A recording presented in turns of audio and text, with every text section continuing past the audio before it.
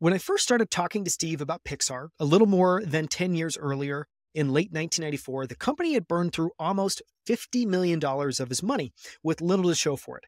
The value assigned to Pixar stockholders on its financial statements at that time was negative 50 million, not even worth a dollar. Negative 50 million. Now, Steve's investment in Pixar had made him one of the wealthiest individuals in the world. My tenure at Pixar lasted from my first conversations with Steve in 1994 until the sale to Disney in 2006. This opportunity was one of the great privileges of my life. Although much has been written about Pixar's legendary creative and production processes, my side of the story looks at Pixar from a different angle. It's about the strategic and business imperatives that enabled Pixar to flourish. It's easy to look at Pixar's film accomplishments and imagine that they emerged in a blaze of creative glory, that Pixar was created as a storytelling artistic utopia. This wasn't my experience of it.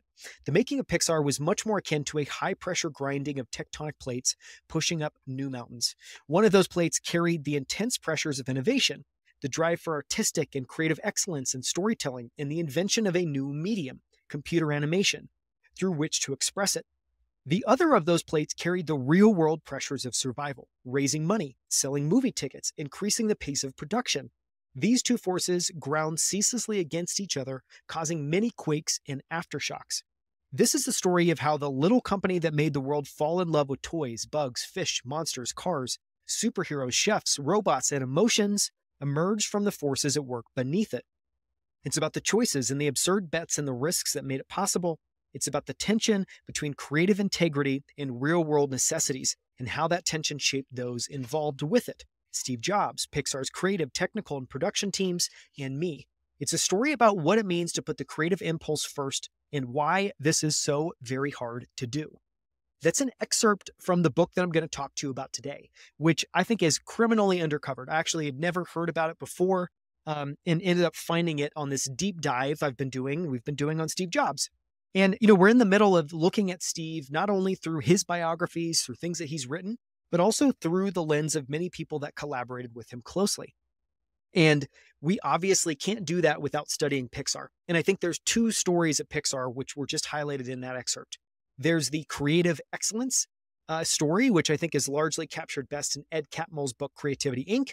And then there's this story that I had actually never heard before. It's insightful. It's incredible. It's actually hard to believe that Pixar survived going through what's covered by Lawrence Levy here, but this is the story of actually what made Pixar a business success. Because obviously, even Pixar today, it's an incredibly successful company. It produces great films, but that is not enough. If it wants to continue to produce great films, it has to have a workable business. And so this episode is all about the fascinating backstory of what it was actually like to build Pixar's business. What I wanted to start with this episode, we're going to go all over the place, but where I wanted to start with this episode is first with a recap of what Pixar's business looked like in 1994. So again, the quick setup for this is Steve Jobs, acquired Pixar for $10 million from Lucasfilms, paid $5 million to get the business, invested $5 million in the company. Well, by the time Lawrence Levy gets brought in, Steve has burned $50 million of his own money on Pixar. He's covering literally payroll. He's meeting monthly with Ed Catmull to basically write checks to cover operational expenses. And, at this point in the journey, Steve had been on a very rough ride. Pixar actually started, and this was incredible to learn, as a hardware and software bet. I think for Steve, it actually felt safe to him because it felt like, okay, maybe this is a mini Apple or a mini Next focused on computer animation. Now, that's obviously a world away from the Pixar we know today, but this is all fascinating. And so it's a fascinating story at looking at where Pixar started and what it had to do to become the incredibly successful company that we know today. And so let's start with the business that Lawrence Levy inherits when he decides to join Steve Jobs and basically take over as COO, CFO of Pixar, because it's pretty bleak. The book begins by setting up the terrible state of Pixar's business when Lawrence Levy took over in 1994. Steve Jobs purchased a majority stake in Pixar for $10 million from Lucasfilms. It spun it out of Lucasfilm in 1986, but the Pixar of the 1980s and early 1990s was very different than the Pixar we know today. It was initially much more hardware and software centric. Pixar released the Pixar Image Computer. I didn't even know this was a thing. About 3 months after Steve Jobs purchased the company. 3 months after he purchased it, they had this first new hardware computer bet that failed spectacularly. It ultimately sold less than 300 units, and Pixar decided to exit the hardware business shortly afterwards. So first big idea, first big invention that Pixar had, complete flop, which was, and basically pivoted the company from being focused on hardware at all to being focused on storytelling and software. And we'll talk about that. Similarly, Pixar has always built RenderMan. If you go to pixar.com today, you can still see they sell RenderMan. They have a massive community. It's used in special effects all throughout Hollywood. So it has always built RenderMan, its rendering software internally. It sold that software to external customers when Lawrence Levy took over. But after a review of the business, he decided to lay off the sales team and stop selling RenderMan. So again, at this point in time, Lawrence Levy's coming in. He's starting to basically poke around, and there's 3 business areas. There's a RenderMan, which is doing almost nothing in terms of actual sales for the cost that it takes to develop the software. They're doing basically shorts and commercials, so they're acting as kind of like a little mini agency. And then they're doing this feature film, which is a big, crazy bet with John Lasseter, where John Lasseter is directing a feature film, which he's never done before, and Pixar is making a feature film, which they have never done before, which is just incredible. And so, okay, RenderMan, Lawrence Levy takes a look and just says, this does not make sense as business. This feels like a distraction, lays off the sales team and stops selling RenderMan. Pixar's animation films, a byproduct of its technology and team, ended up being incredibly valuable. Pixar was eventually acquired for $7.4 billion by Disney, but it took 16 years. I mean, an incredibly long period of time from Pixar's founding in 1979 to the release of Toy Story. This is 16 years to the release of their first feature film. That's just staggering to think about that. And that, so it took 16 years for it to not only release Toy Story, but to enjoy its first real taste of financial success. Because before that, they were struggling for survival for literally 16 straight years. Here's what Lawrence Levy discovered when he arrived at Pixar. When I first started talking to Steve about Pixar a little more than 10 years earlier in late 1994, the company had burned through almost $50 million of its own money. The value assigned to Pixar stockholders on its financial statements at the time was negative $50 million. Now, Steve's investment in Pixar had made him one of the wealthiest individuals in the world. So again, when Lawrence Levy joins, Pixar has negative $50 million on the balance sheet, meaning the company's made nothing, and Steve Jobs has covered and invested in the business $50 million. So just, the reason I want to start with that is it was very eye-opening for me to learn about where Pixar really started. And I think the fact that it would not have survived, absolutely would not have survived, if it didn't have somebody like Steve Jobs with both the means and the interest and the inclination to invest in Pixar. And, there's been it's been covered in many different ways why he made that investment. And, he's said many times before that the most talent-dense team he's ever met in his life was the team at Pixar.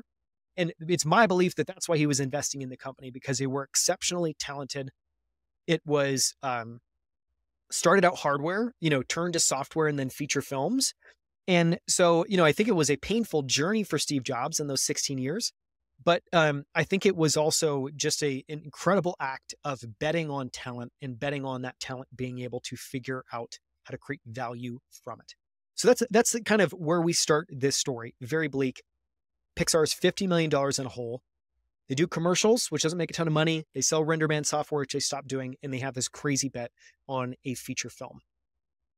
Well, one of the things that's interesting, a lot of the book, a lot of To Pixar and Beyond revolves around one central thing. And we look at it through 2 different angles, which is, so Steve had been investing tons of money into Pixar. And I think at some point in time, what ends up happening is he realizes that I think part of the way to stem the bleeding is to effectively bet on John Lasseter's ability to make a feature film. But John's never directed a feature film. Pixar's never made a feature film. Pixar is already spending an enormous amount of money just to retain the talent that they have. And so what Steve ends up going and doing is signing an initial contract with Disney that basically Disney will fund Pixar's production expenses. So they'll cover the costs of creating the movie, but it ends up being an incredibly one-sided contract where on the flip side, Disney was set to earn 90% of the upside of any success. They had full creative control. Pixar had no ability to work on anything else that Disney wasn't funding or approving. Just brutal. And so a lot of the book revolves around this contract. Try to give you a quick little bit of backstory here. While it gave Pixar its first real prospect of producing a feature film and distributing it in movie theaters, the contract was heavily weighted in Disney's favor, which makes sense in hindsight because at the time the contract was signed, it was a risky bet on totally unproven technology. No one had ever made a computer animated film before, period.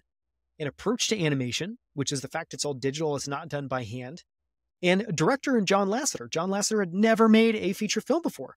But signing this contract nearly sealed Pixar's fate as the terms were so egregious that Pixar's only chance of survival was if their first film was the most successful animated film of all time. Now, this is staggering. So, let's go back to the story. Lawrence Levy comes in, he's investigating the business. It's looking very bleak. He finally ends up turning his attention to this feature film and John Lasseter and this team, and is blown away by the work that they're doing and the story that they've developed and the characters that they've developed. He's blown away by everything. And so he goes and he says, okay, this is really promising, but if this is going to be governed by this contract with Disney, let's look at this contract. And the contract is it's airtight, number one. There's no wiggle room. There's no real way to get out of the contract or to find any loopholes, to be super frank. And so literally one of the things he finds out is Pixar's only chance for survival isn't just that it makes the film and releases it, which was already a really difficult to believe big bet, but that ends up being one of the most successful films of all time. And, there's a point in the book where Steve and Lawrence are kind of riffing on what they think Pixar might be able to do. And they think it'll probably, come in around 50 to 75 million, is they think it would be wildly successful. Toy Story ends up earning nearly $200 million. And so I think it's also just, another thing that was interesting to me in this film is, for Pixar to release its first animated film, it had to sign a brutal contract that almost sealed its fate and killed the company. Its only way of succeeding was having a film that was so successful that it was its 10% share of the profits was enough that it could kind of survive, at least after that film, for a little bit of time. And it ends up making that, against all odds and being an absolute smash hit. It's just incredible. And it just goes to show you the number of things that had to happen, I think, for Pixar to really be able to reach escape velocity. In the book, Lawrence Levy shares his take on why Steve Jobs signed the original contract with Disney. It's an interesting perspective. I reasoned that around 1991, Steve was ready to let go of Pixar. He had never set out to build an animation company. In 1986, when he took control of Pixar, Steve dreamed of building a technology company, a graphics powerhouse that would stun the world with machines that could do computer imagery like no other. Storytelling was an afterthought, a way to demonstrate the technology. The hopes of that graphics company had rested in part on the Pixar image computer, which had failed. By 1991, that division of Pixar had been shut down completely. At that moment, I concluded Steve was ready to give up on Pixar. Now, again, this is like 6 months or a year into owning Pixar, which is just incredible that, he ends up funding it for a long period of time after that. Nearly 10 years. Toy Story was released in, I think, 1995? Yeah, 1995. So it ends up being almost 10 years. And so, he's ready to give up on Pixar, say 1 year into a 10-year journey that it took to actually produce Toy Story and get it out in theaters. He must have wanted out. The burden was simply too great and the dream dashed. He was in a very tough spot, however. It was 5 years since his departure from Apple, and he had not had a hit since. If he couldn't chalk Pixar up as a win, he badly wanted to avoid another highly public loss. That was the instant when the Disney opportunity came along. To Steve, the deal with Disney was a way to stop the financial bleeding. Steve's guard was down, and in that negotiation with Disney, he had been bested by Jeffrey Katzenberg, chairman of Walt Disney Studios, who handled the deal on behalf of Disney. Steve had signed up for terms, the implications of which he either didn't fully understand or to which he had simply yielded in order to get the deal done. This is fascinating. It's a point of weakness for Steve, is basically Lawrence Levy's insight here. Fascinating detail. Steve ends up negotiating this contract with Jeffrey Katzenberg. Well, a couple years later, Jeffrey Katzenberg ends up having a disagreement with Disney, leaves to go found DreamWorks Entertainment that ends up being a major competitor in animation. And so it's, fascinating to see the characters evolve and the roles that they play in the story. And it's, a fascinating perspective on, in many ways, it sounds like Lawrence's take is Steve's journey was Pixar seems like a slam dunk investment for me because it's a hardware and software company. Hardware ends up failing spectacularly. Software ends up being not financially lucrative enough. The storytelling, which is just meant to be basically the end output, like an idea of what, it's taking the tools that Pixar had created and it's really taking an output. And it was initially, the stories were done to drive adoption and interest in hardware and software. And, by the time 10 years later, after Steve had acquired it and Toy Story's out, Pixar shifts completely. And its sole focus is on making feature films and characters that can be loved and appreciated, in stories that can be loved and appreciated for generations. And that ends up being Pixar's success. It's such a departure from where it started. Okay, so that's a little bit about this initial contract. We'll come back to this. One of the stories later in the book is the renegotiation of this contract after Disney's success and how defining that was. But one of the asides that I enjoyed about this book is it's, Lawrence he does a great job of describing, basically putting you in his shoes. And so he's never worked at an entertainment company before. He comes to Pixar, needs to help the company figure out how to make a successful company. Well, he effectively has to learn what an entertainment company is and how the entertainment business actually works. And I'll try to keep this section relatively short, but I think it's interesting and there's a bunch of insights that I appreciated. So one of the fascinating elements of Pixar's story is that the company didn't originally set out to make blockbuster feature films. It was created to develop the software needed to bring computer animation to life. And it ran a small animation studio that mostly did commercials and small one-off projects. Pixar had to learn what building an entertainment company meant. To do this, Lawrence and Steve studied the entertainment industry, the business of film distribution. That's fascinating. I just ordered there's an incredible book I found, although it's very dense, which is Hal Vogel's. I think it's like, so he's a stock analyst. He's studied the media and entertainment industry. He has a book all about the economics of everything entertainment, from theme parks to movies to casinos. So at some point after I make my way through this very intimidating book, I will write a book summary. But for right now, it's just interesting. So that's one of the resources he has. There's a lot of conversations in the book. But Lawrence and Steve need to study the entertainment industry. They need to study film distribution. They need to figure out the economics.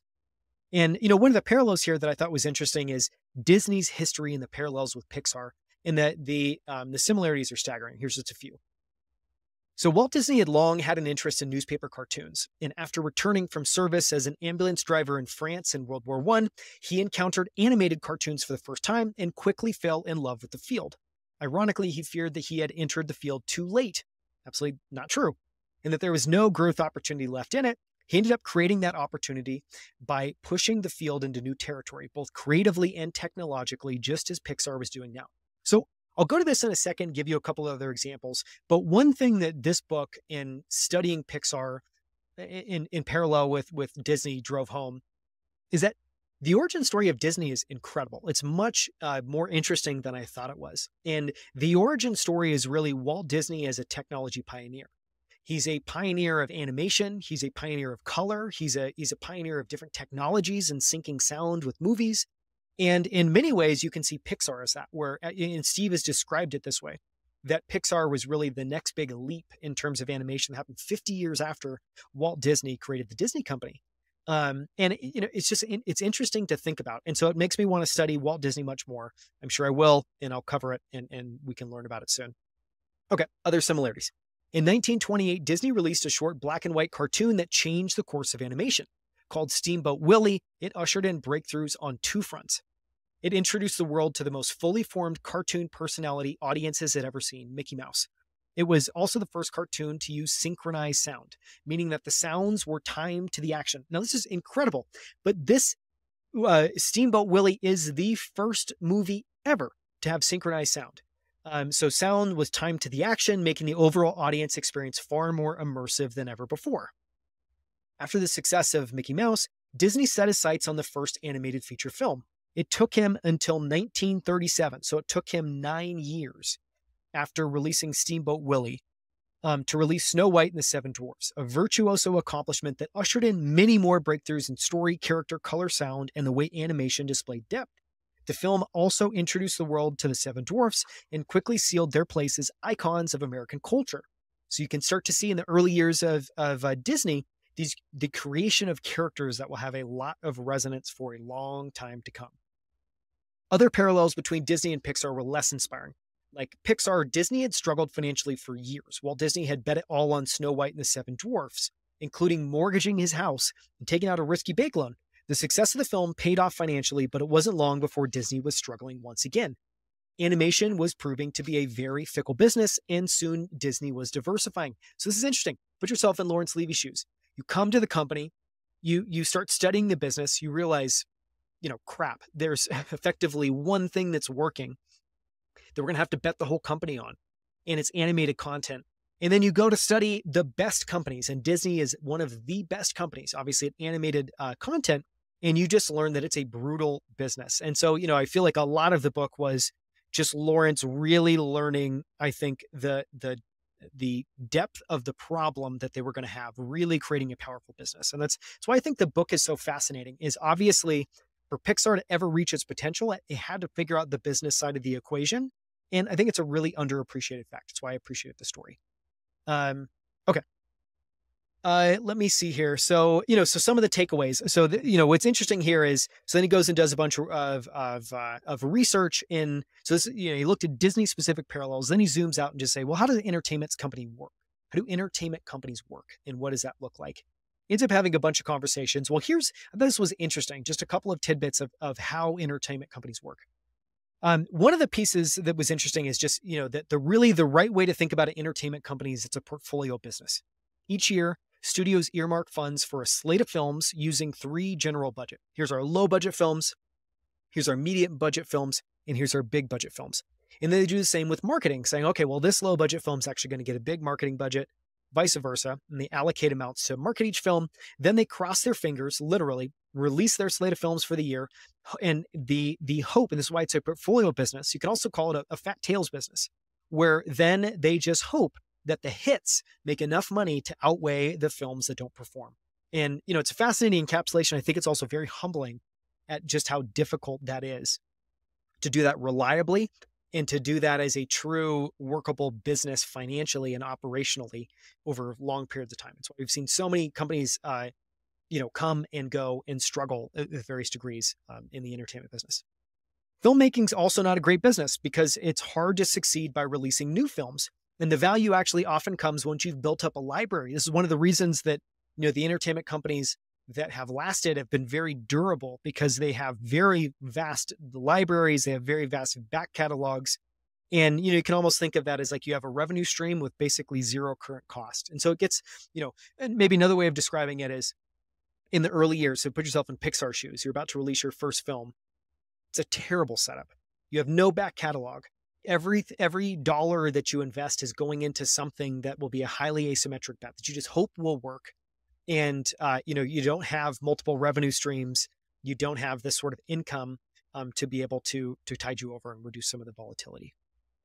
Once a film has enjoyed its theatrical run, both here and abroad, it becomes part of a studio's film library. If it's a good film, it stands to be watched again and again over the years. New technology like home video make that even more likely. The major studios have built up enormous film libraries that continue to provide value to their film business.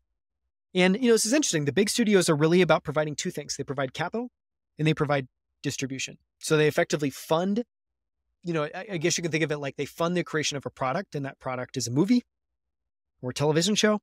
And then they basically figure out distribution. They figure out the right way to market it and distribute it so that they can capture, as much value from what they've created as possible. One of the other things that I thought was interesting is some of the specific implications of, so if you look at a Hollywood studio and you look at that model of basically hiring actors and directors and an entire production crew and making a film, if you compare that to Pixar, one of the other things, and this is like, I can just feel like Lawrence Levy's emotional state's ratcheting lower and lower and lower. One of the other things he finds out is actually, since Pixar has a full-time staff of animators, they have an additional problem. And that additional problem is carrying costs. And I thought this was just interesting. There was also another issue that was unique to animation, a pesky detail that went under the title of carrying costs, which are the costs of paying employees when they're not working on films. When animation finished on Toy Story, for example, Pixar still had to pay its animators, even if it had nothing for them to do.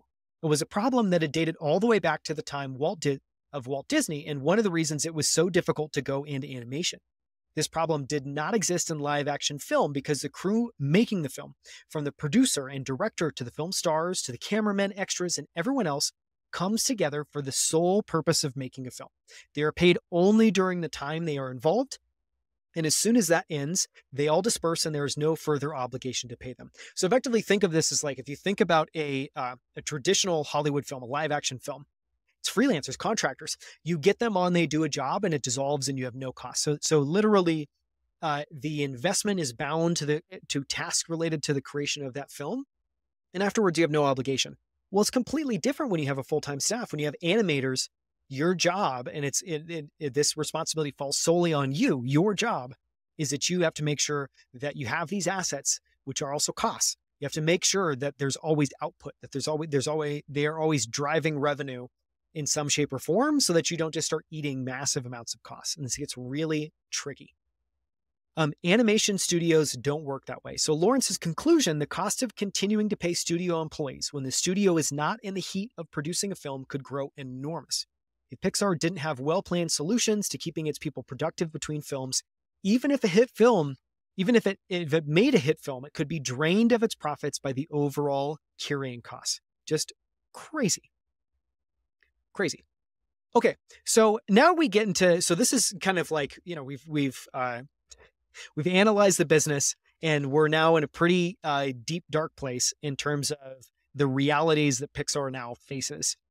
So, from here forward, it's going to get interesting because what we're going to talk about next is Lawrence Levy and Steve Jobs really defining these 4-pillar business strategy, all of which they end up accomplishing fantastically.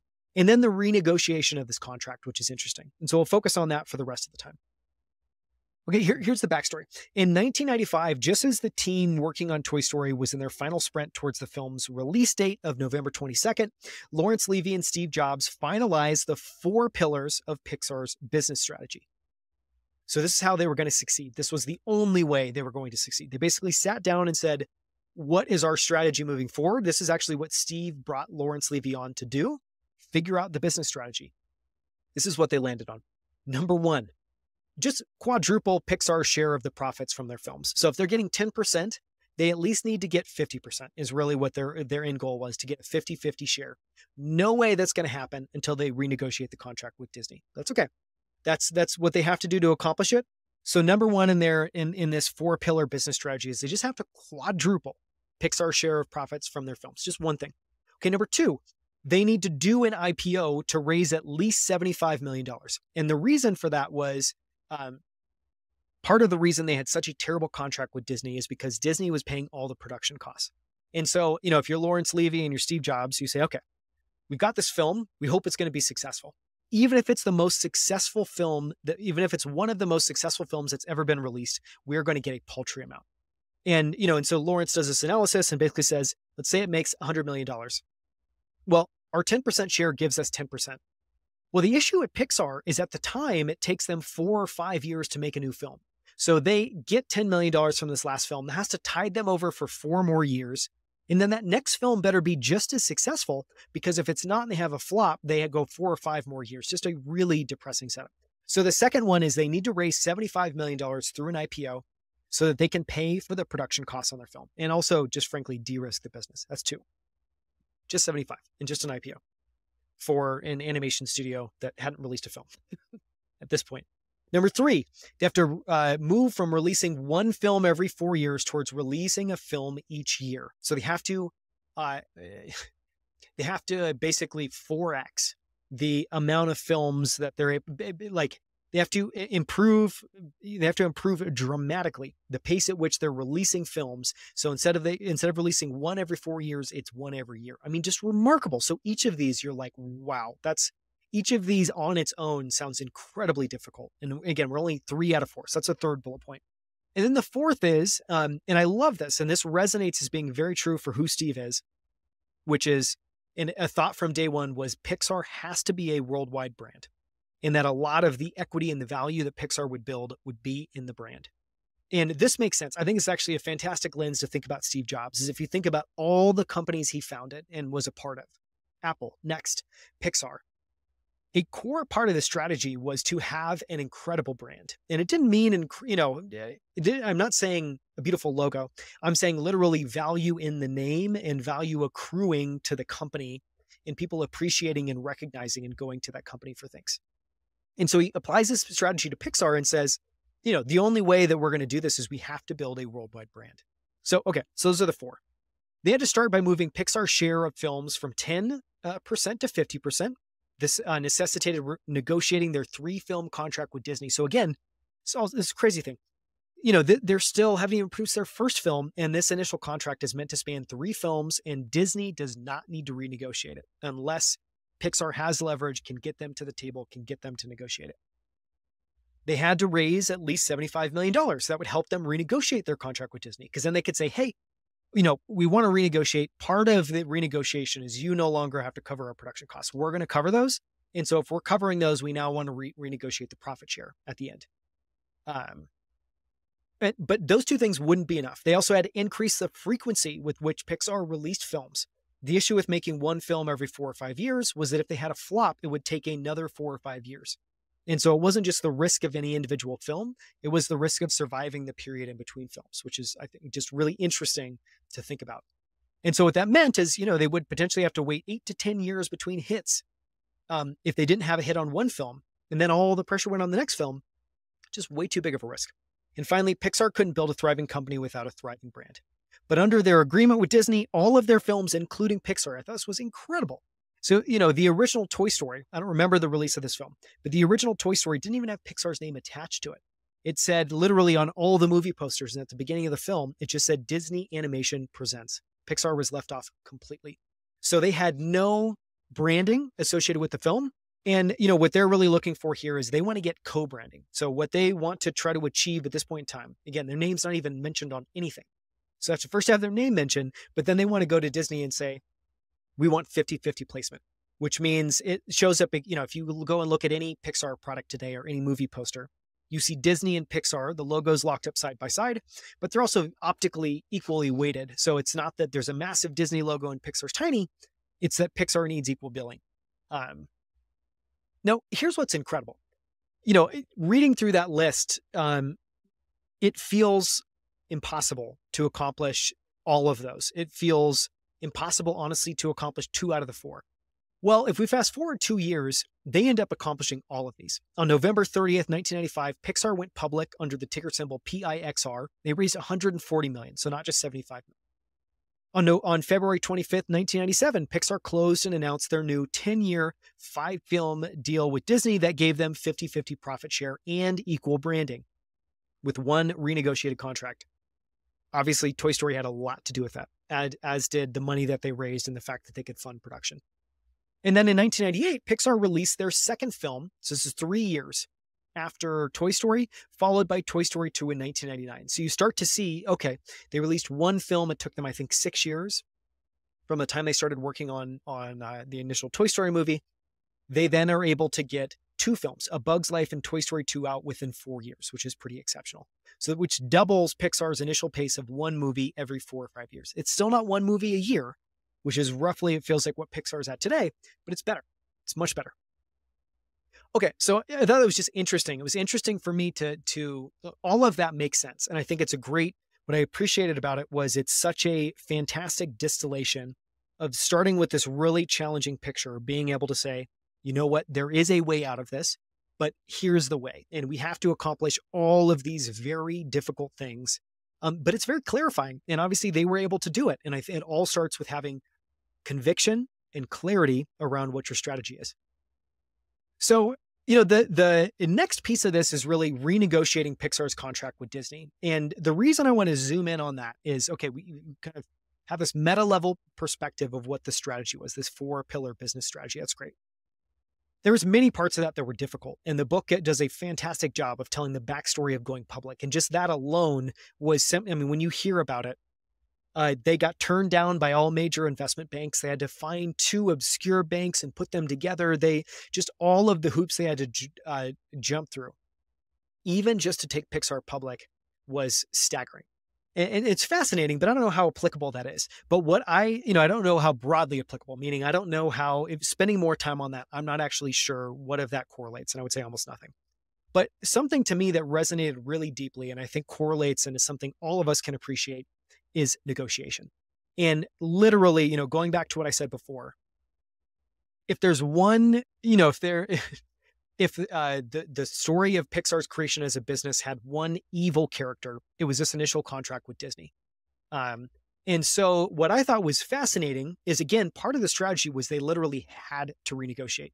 And they had two options. They could either wait till the end of this 3-year deal, which they thought would take at least 10 years. I mean, and they would be living in terrible economic condition and no co-branding, just literally basically unworkable for them, especially after the success of Toy Story, to go and honor the remainder of this contract. But again, Disney did not need to renegotiate. And so Pixar had to come up with the leverage and be in a position to be able to get the terms that they wanted. But I think it's fascinating. So anyways, so I'll dive in and share a little bit about how they renegotiated, because I think there's some really powerful lessons we can learn. And, the most valuable part of this book for me was literally two chapters that covered the renegotiation of this contract, which is titled Anatomy of a Deal and Poker Time. And the reason I appreciated it is, again, going back to, we're doing this deep dive on Steve Jobs. Steve Jobs is known as an incredible negotiator and deal maker. From releasing the original iPhone and negotiating an exclusive contract with AT&T to do that. No way the iPhone would have been able, it was akin to basically Pixar saying, we've never made a feature film, we need to partner with someone to get this out. Apple had to do the same thing. They ended up being able to negotiate a deal with AT&T to get iPhone out to the world. And then they were in a position of strength. One example. Second example is even Pixar's initial contract. I mean, being frank, it's a terrible contract when you look at the details, but it's a great contract in the sense that they got Disney, the leading animation studio in the world, to fund their production, given that the studio, the technology was unproven, Pixar was unproven, their style of animation was unproven, and John Lasseter was unproven. Like that is incredible still to get a deal done. And, finally, to get Pixar acquired by Disney at the end of the day for $7.4 billion. And so, to sum it up, the beginning of the story starts with Pixar being $50 million in the hole. It is worth negative $50 million because that's all Steve has invested in it. And by the time the story ends, Pixar is acquired by Disney. And that's when Steve just starts to come back to Apple and has a massive resurgence of the company. It's worth $7.4 billion. And this is actually what makes Steve Jobs a billionaire first, is being, owning the vast majority of Pixar at the time. Just absolutely incredible. So, so those are my two favorite chapters. Well, I wanted to share kind of what I took away from those chapters. And there's really 5 things. And one, and we'll just start here because I think it's, goes completely against conventional wisdom. But I think it's also just like, it goes to show why Steve was also a very successful negotiator. And it's, this kind of first idea or first principle is, don't engage in positional bargaining. Dig in where you have extreme conviction and don't budge, which is what Steve did. To start, it helps to understand Steve Jobs' approach to negotiation, which was an all-out rejection of the standard approach. Now, when you or I typically enter a negotiation, we do positional bargaining. And this, just reading this, honestly, it was the first time I ever thought about it, and it's damning. It's a damning takedown of why no one should do that. Okay, here's an excerpt from the book. The natural tendency in negotiations is to engage in positional bargaining. This means taking a position knowing that it is not your final position, and holding in reserve a backup position. The danger of positional bargaining is that it forces you to think about backup positions, which weakens your conviction in your original position. It's like negotiating against yourself. Plan A may be your optimal outcome, but inwardly you've already said, hey, I'm just sharing that to basically enter negotiation. And what I actually want is this thing back here called Plan B. Both Steve and I had a strong distaste for approaching negotiation this way. We preferred to develop our positions without thinking through a backup. Once Steve decided what he wanted in a negotiation, he developed something akin to a religious conviction about it. In his mind, if he didn't get what he wanted, nothing else would take its place, and so he'd walk away. This made Steve an incredibly strong negotiator. He would dig into his positions with fierce, almost unbreakable grip. The risk was in so overreaching that we would end up with nothing. So again, and I think this is why everyone defaults to positional bargaining is you actually typically start from an overreach, and then you say, well, hey, there's this, there's this thing I'd be comfortable with that is my kind of where I would actually walk away if we don't honor that. And so this, basically the risk of not doing positional bargaining is you can't overreach. You can't have a backup plan. So you need to be very thoughtful about where you're going to dig in and not budge. And so what I appreciate about this was know what you want and what your non-negotiable items are. Keep them small, keep them to just a few things, and then don't bargain with yourself and hold on to those things with an unbreakable grip. I think that's, I think it's incredibly insightful. And I think it's also, for me, it's a huge aha in terms of why Steve was effective and why that style of negotiation does not work very well. Number 2, understand the difference between strategy and tactics when negotiating. I thought this was really interesting. It's just a breakdown of how they separated these out. Here's an excerpt from the book. In business relationships, or virtually any relationship for that matter, there are 2 factors that determine one's capacity to affect change: your negotiation and the tactics you employ. Leverage, leverage. And so 2 things, leverage, which is your bargaining power, and tactics in terms of tactics of how you negotiate. Leverage means bargaining power. It's the muscle you have to bring about change in your favor. The more leverage, the better your chances to get what you want. In poker, leverage would be the equivalent of the actual strength of your hand. Negotiation, or tactics, negotiation is kind of the term that they use, is the style with which you negotiate. It's the tactics you employ to extract the best terms. So again, you have leverage, which is, hey, here's the hardened position. Here's the benefits, the pros and cons, the positions of strength that I'm coming from that's really giving me the power in this negotiation. And then separately, there's tactics. And, what was interesting, I guess my take here is separating the two is very insightful. I think tactically, my idea is that we should all show up like ourselves. But, separating these 2, I think, gives you the power to take some liberty when it comes to tactics, because they're just tactics and they might work negotiating with some parties and not with others. Okay, so what do those look like? Well, it's about how you play your hand. Tactics can be courage, fear, tenacity, trustworthiness, creativity, calm, the willingness to walk away, to behave irrationally. These all play into negotiation. So you can have a poor position of leverage, but act like a crazy person and strike fear into your opponent, and, always be irrational and be willing to walk away. That's one approach. Or you can have a great hand and you could decide not to do any of those things, and you're going to be trustworthy and calm, and you're going to have tenacity in terms of how you negotiate. Leverage is an assessment of bargaining power. Negotiation is how you put that bargaining strength to work for you. A good negotiator can make more out of the same leverage than a not so good one. In Pixar's first agreement with Disney, Pixar had fared poorly in terms of both leverage and negotiation. Pixar had not had much leverage because it had just closed down its hardware business and was struggling to remain afloat, had never even made a feature film. In terms of negotiation, I felt Steve had been caught in a rare weak moment. This was more than 4 years ago, though. Steve liked to cite the adage, fool me once, shame on you. Fool me twice, shame on me. What had occurred 4 years earlier was not going to happen again. So again, that's the second point. And really, it's just when you think about negotiating, separate out your leverage, which is your bargaining power, the strength of your true hand, and tactics. And be open as you go into a negotiation to think freshly about what tactics you might want to employ. And I think that cognitive, let's separate the 2. And then let's really analyze, and we'll talk about this more in a second. Let's really analyze the leverage and be really clear-eyed about it. But let's also be thoughtful and potentially creative about the tactics we use. And let's, make that fit to who we're negotiating, the position we're negotiating from, all of it. I think it's very insightful. Okay, number 3, analyze where you stand in relation to the other party. And this is, I think, seeing your leverage or your bargaining power clearly. Here's how Steve and Lawrence Levy did this. One Friday in late 1996, when Steve was at Pixar, we stepped into the small windowless conference room near my office to discuss where we thought Pixar stood in relation to Disney. As we often did, we wrote down the main points of discussion on a whiteboard. There was one in front of the room with a wooden casing around it. We had discussed all of these points before, but it was helpful to see them in one place. Steve took a whiteboard pen and made 2 columns, Disney and Pixar.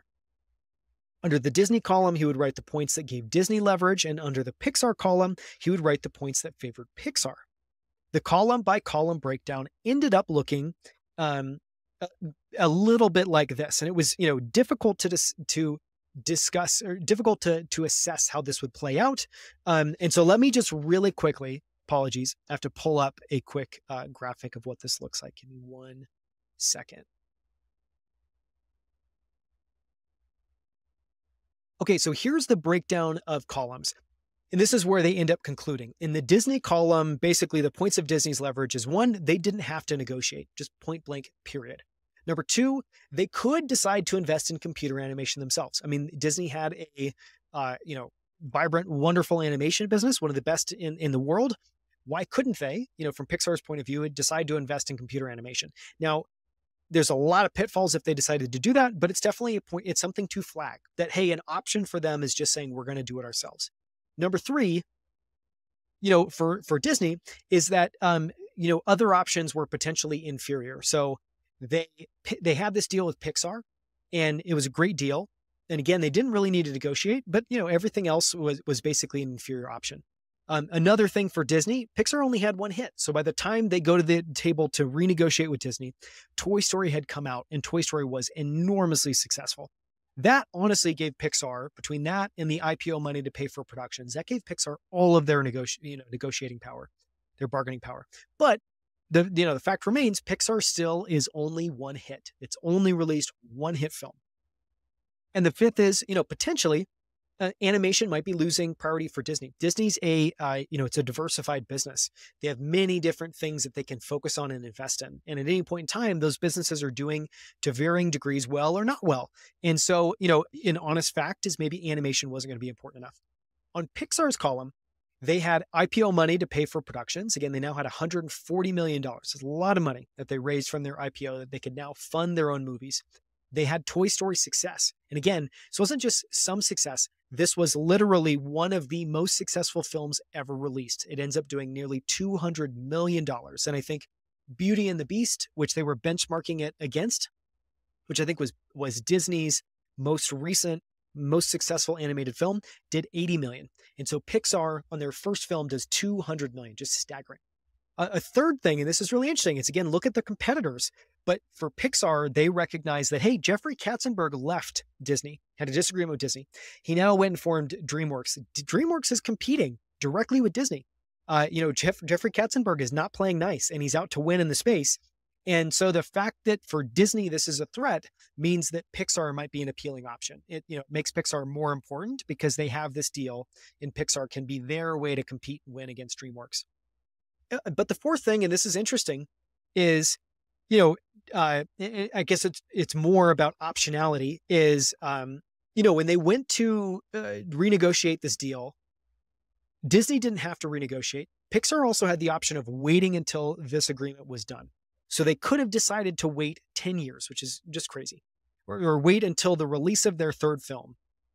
And, one of the thoughts there was, well, if we're able to have multiple people competing against Disney, we might be able to get better terms. And it's a great thought. And so the fourth thing on Pixar's column was, hey, we might actually get a better deal if we wait. Are we sure we want to do this right now? And so the question they were really trying to answer doing this breakdown is, did Pixar have enough to force a negotiation? It's number one. And number two, could it negotiate on favorable terms? Because again, Pixar was doing this to get markedly better terms, like honestly, ideal terms, the terms that they wanted, not that Disney wanted in this deal. And so the final conclusion was that they had enough to find out. And, Steve ends up saying, I think we should go for it. And I think the takeaway here is it's really important to objectively and as clear-eyed as possible, really assess your strength. And I think it's a great way of just make two columns and think about what is a strength or a added bit of bargaining power for the counterparty, and then what does yours look like? And be really clear-eyed about it. Okay, number 4, get clear on what you want and why it's important to you. You have to know what success looks like. And this may make sense. Everything we've been talking about today is effectively how you analyze your position and how you decide when to negotiate. We have one more point around timing in a second. But this is important, which is, let's remember that, if we're successful at, getting Disney to negotiate now and getting them to go on favorable terms, we have to know what the hell we're going to ask for. And we have to have a lot of conviction around it. And so they wanted to make sure before they even reached out that they had a very clear idea of what success looks like. And this may sound obvious. It may sound like common sense. it's important. I feel like common sense is, if anything, should be reiterated. Common sense points, if anything, should be reiterated more, because we should always be operating more from that place.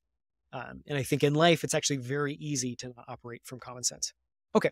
So, so they're back at the whiteboard. Steve changed the whiteboard pen to a new color, and he wrote now, he does a new breakdown, and he says, here's our new deal. Okay. What does our new deal look like? Well, here's what they ended up agreeing on. Number one, they wanted creative control. They wanted to make sure that, and what that meant, just as an example, in the initial contract with Disney, Disney had to okay and greenlight all the ideas. So even if Pixar thought, and if Pixar's team, if John Lasseter, if their animators thought that this next concept for a film was what they wanted to make, they didn't get to make that decision. They had to take it to Disney. And if Disney said no, they literally had a stipulation in the contract that if Disney said no, they could not keep it and work on it on their own. They also had to work on only Disney approved ideas. And so effectively, what creative control is really about is they said, hey, we just had an amazing success. We've had an amazing success that John Lasseter led, this crazy bold bet to make Toy Story, and it worked. Well, we need to now make sure that John Lasseter and our team internally has full creative control. We can't be beholden to Disney. Okay, that's point number one. The second point, and this one's interesting, is it was very important to them, because effectively in the original contract with Disney, there's no stipulations around when Disney had to release Pixar's films. Okay, so stepping back here for a second, Pixar makes a film, Disney's responsible for funding the production, then for distributing it. Well, Pixar doesn't get to decide when it goes out, and that's a big issue. And so another issue was that they really wanted to have favorable release windows. Here's why that mattered.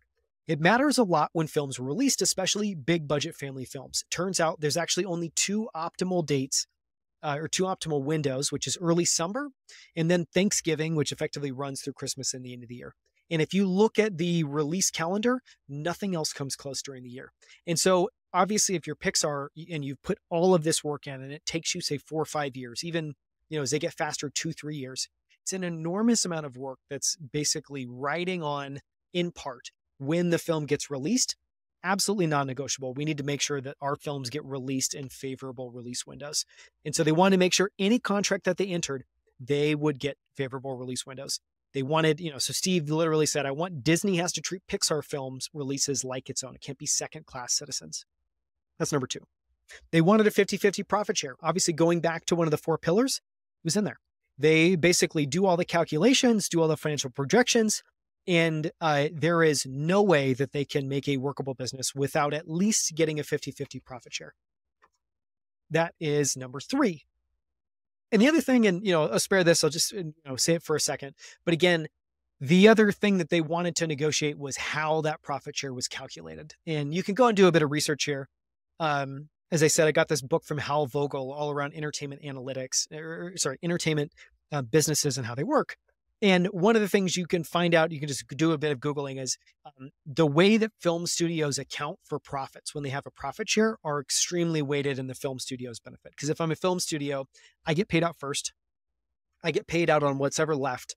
So I am highly incentivized to put anything and everything that could be considered an expense for that film into the budget to make sure that we're getting, because all of those things are going to our company. They're funding part of our operations. And we want to make sure that almost nothing is left over at the end of the day to actually do a profit share. And I'm sure this correlates to recording studios and record labels and everything else. And so they also wanted to make sure that this revenue share wasn't calculated on ancient Hollywood accounting terms that didn't apply. It didn't make sense for a animated film. Okay, that's number 3. Number 4, Pixar brand. We made the films. The world needs to know that, is what Steve said. That was the 4th pillar. And so again, this new deal, they have 4 things they don't want to budge on. This is what their ideal end state looks like. They get creative control. That's codified in the contract. They get favorable release windows. Disney has to treat Pixar's film as its own. They get a true 50-50 profit share, which is 5x what they initially were getting. They were initially getting 10%. They now want 50-50. And they also want to make sure that they have co-branding and that Pixar's brand's associated with all of these. So they go through this work. And Steve finally says, I'll call Eisner. We now know what we want. I'll call him and tell him what we have in mind. So the advice here is just map out what's non-negotiable for you and stick to those items. You have to have conviction in every item on the list. Again, Steve, Lawrence Levy, Pixar didn't have 20 items. They were very, very, very thoughtful about the 4 things that were important to them. And, I think this also goes back to if there's no positional bargaining and you need to be at a place of conviction, and there's no, positional bargaining on end outcome. You need to know what it is. You need to make sure you're not overreaching. You need to make sure you're really clear about what's important to you, and it can't be a long list. And part of that is you need to be able to articulate it to yourself why it's important. And you need to be able to articulate that to the counterparty in a way that they believe, that resonates with them, that makes sense. Okay. Number 5, wait to negotiate until you have maximum leverage. So, part of this, part of what made Pixar's renegotiation with Disney successful was one thing, which is they had talked about doing this for a long time. Like literally Lawrence Levy's in the door. And I think this is 1 or 2 years before Toy Story even goes out. And he already knows that they have to renegotiate this contract with Disney. So, they know that this is a thing. Well, obviously in any negotiation, it's really important to think about when you decide to reach out and to try and negotiate. And you want to clearly wait until you have maximum leverage. Again, going back to that, you have tactics and you have your positional strength. You have your bargaining power. So you have tactics and you have bargaining power. You want to make sure you have as much bargaining power as possible. So this last one is just wait to negotiate until you have maximum leverage. And so they waited until the release of Toy Story, hoping and banking on the fact that it was going to be a smash success. And once it was, they knew that they had the halo that they needed to go into negotiation. They also knew that they couldn't wait. And so again, if you think back to that list of, pros and cons for Disney versus Pixar, one of the items on Pixar's was that they could wait. Well, they could wait, but they ended up feeling like they had enough strength with the success of Toy Story that it was just really smart to do it now. And so they didn't even want to wait 3 months or 6 months. They wanted to strike while the iron was hot. So this is how they made the decision on timing. If we're going to make a move to renegotiate with Disney, Lawrence suggested, one night in early 1996, we should start seriously thinking about it right away while Toy Story's success is still fresh. And then Steve raises, or maybe we're better off waiting until we're free to negotiate with other studios and we have more flexibility to pick our best distributing partner. Making the move now made sense only if they thought they could negotiate they could negotiate from a strong enough place to justify giving up this optionality in the future. And they ended up doing that. And so again, I think the takeaway is just, you have to make sure that the timing is right. And with that, I will conclude this book summary. So this has been a quick summary, a breakdown of a really remarkable book, To Pixar and Beyond, My Unlikely Journey with Steve Jobs to Make Entertainment History by Lawrence Levy. You can find the show notes for this episode at outlieracademy.com/Pixar and Beyond. And you can also sign up for our newsletter. We release every single episode that we do, obviously as a podcast. You can also subscribe on YouTube. Whatever way you like to consume content, we have it available. One of those is via a newsletter. And so if you're interested in getting every episode delivered to your inbox for free, go to newsletter.outlieracademy to get it there. And I will be back more with soon. We'll be back with more soon. Thank you so much for listening. I appreciate it.